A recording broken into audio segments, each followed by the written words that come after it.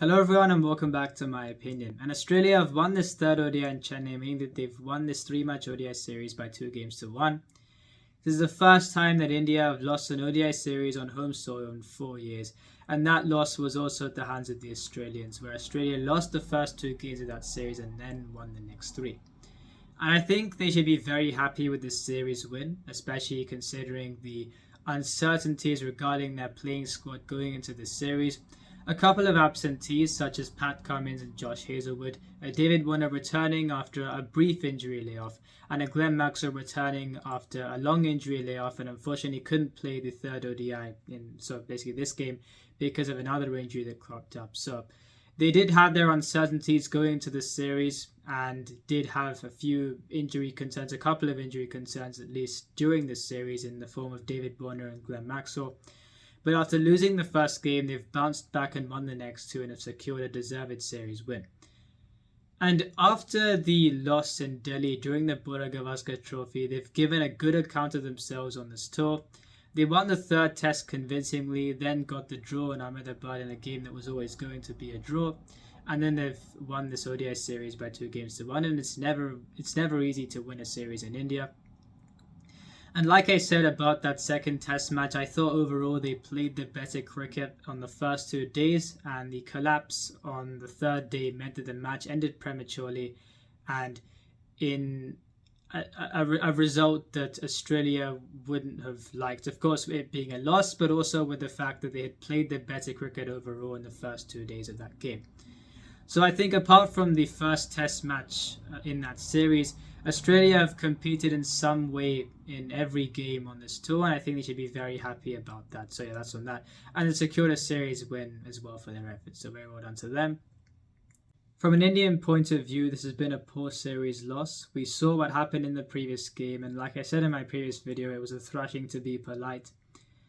And as for this game, I still thought 270 was within reach for India in the second innings. I think on occasions at this venue, whether it be in IPL cricket or in international cricket, I know the first example may not be a great one considering I'd be comparing with what happens in T20s with ODIs. But as a characteristic, we have seen on occasions that it does get easier under lights in the second innings when batting in Chennai. And I thought because of that, India did have a chance to win this game. There was a game between India and the West Indies 4 years ago at this ground, where India scored 280 odd in the first innings and the West Indies scored 291 for 2 and chased the score down with a couple of overs to spare. So it can be done. And for the first 146 runs of this chase, I thought India went about their innings very well. And if they continued along that course, I'm sure they would have won the game and therefore they would have won the series. Unfortunately, after the wicket of K. Rahul fell on 146, India then lost 7 wickets for 102 runs and were bowled out 5 deliveries before their quota of 50 overs was completed. Now, as I've done before when I've been reviewing games on this channel, I'll get into more detail as the review goes along. So starting things off, Steve Smith won the toss and chose to bat first. And a good opening stand between Travis Head and Mitchell Marsh, a stand of 68 for the first wicket. We saw what they did in the previous game, and I think the Indian seamers at times veered onto middle and leg stump and were too short at times as well. Therefore, we saw a flurry of boundaries in the early part of the Australian innings. It wasn't the greatest delivery from Hardik Pandya to dismiss Travis Head, but it was vital considering how that partnership was going. And from being 68 without loss, they then went to 85 for 3 wickets for Hardik Pandya in that spell. And I would say that the wickets fell because of how the batsman responded to his deliveries, but nonetheless, they were key breakthroughs. And India would have been very happy with how the next passage of play went, especially with how quickly the next 5 wickets fell in terms of the runs being scored. From 68 without loss, Australia went to 138 for 5, 3 wickets for Hardik Pandya, and then 2 for Kuldeep Yadav. Some ordinary shots brought about the dismissals, especially the 2 dismissals, David Warner and Manas Labuschagne respectively, both off the bowling of Kuldeep Yadav. A partnership that resurrected things slightly between Marcus Stoinis and Alex Carey. And it was an important partnership because it got Australia up to a standpoint where 196 for 5, and if these two kept on going after that point, then they could look to get quite a decent score. Unfortunately for them, they both were dismissed soon after that point, and Australia found themselves 203 for 7. So after being 68 without loss, they would have been disappointed that things got to that stage, and India would have certainly been relieved that the opening partnership didn't continue for longer than it did. And I thought India should have done better in terms of curtailing the runs at the end. We know the Australian tail can bat, but a vital 66 runs to take the score from 203 to 269. It would have given Australia confidence that they could defend that score on this surface. And like I said, I don't think India were out of the game by any means, but they just left themselves a greater chase than what they could have left themselves had they taken those 3 wickets quickly. And regarding the bowling figures for India, the most economical bowler on the day for them, Ravindra Jadeja, none for 34 in his 10 overs. 3 wickets for Kuldeep Yadav for 56 runs, and 3 for Hardik Pandya, 3 for 44 in his 8 overs. Unfortunately, Akshar Patel, despite the fact that he picked up 2 wickets, was expensive in this game, giving 57 runs in his 8 overs. But overall, India would have still thought they could win this game. The Indian openers walked out to bat, and after a steady start for the first 2 or 3 overs, we saw Shubman Gill do what he usually looks to do in the power play. And after watching Shubman go from the non-strikers end, Rohit Sharma exploded into life out of nowhere and found himself on 30 off 16 balls before being dismissed on the first ball of the 10th over when the score was on 65. Both these players were looking very good while they were at the crease, and India would have liked this opening partnership to have continued, but unfortunately it wasn't to be. Not too long after that, Shubman Gill was dismissed LBW after bowling of Adam Zampa, and a relatively new batsman to the crease along with a new batsman to the crease were batting at that point in time, and it was important that they formed a partnership to get India to a good position in the game, and that's exactly what Virat Kohli and KL Rahul did. I thought at the start, with the seamers bowling more of the overs, both Rohit Sharma and Shubman Gill didn't find it difficult to get the runs off them. And during Virat Kohli and KL Rahul's partnership, the spinners got into the game, and I thought as a collective, Ashton Agar and Adam Zampa were brilliant in this innings. 6 for 86 in 20 overs, and to Rahul and Kohli's credit, they weathered the sustained pressure from these two bowlers and got a partnership of almost 70 to get India to a very good position in the game. And with how things were going up till KL Rahul's dismissal, I thought that India would go on to win the game. And with the unconvincing batting performances that we have seen from India of late, I think that a chase of 270 in this situation would have been a huge confidence booster. And I think that, it certainly did look like for just over the first half of the second innings that they would get the job done. On KL Rahul's innings, yes, he did take a bit of time at first. He was on 18 of 43 balls, I think, before he broke the shackles and got a boundary down the ground. He then got a 6 and a 4 off Mitchell Starc.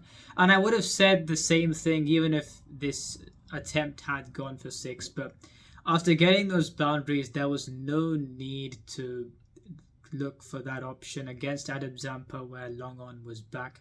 And I thought that wasn't a great option from him at that point in time. And I would have said that even if that had gone for 6. And therefore, after being 18 of 43, he was looking like he was switching gears. I think, especially also by the way Hardik Pandya went and them also sending Akshar Patel at number 5, it seemed like the game plan then was to get the player apart from Virat Kohli, of course. So rather, Virat Kohli is the one that bats through, and the other player in the partnership looks to attack the bowling. And we did see that with Hardik Pandya, with the way he went about in the early parts of his innings. And KL Rahul was getting ready to flip the switch, but I thought it wasn't necessary to do what he did at that point in time, and therefore, he kind of threw away the start that he got. And that dismissal let Australia back in the game. And the problem for India in this innings was that one wicket brought another one relatively quickly. When Rohit Sharma was dismissed, Shubman Gill was dismissed 12 runs later. When KL Rahul was dismissed, you got the run out of Akshar Patel fairly soon. After that, I think almost in the next over. And then when Virat Kohli was dismissed, then we saw Suryakumar Yadav unfortunately get out for another golden duck in the series.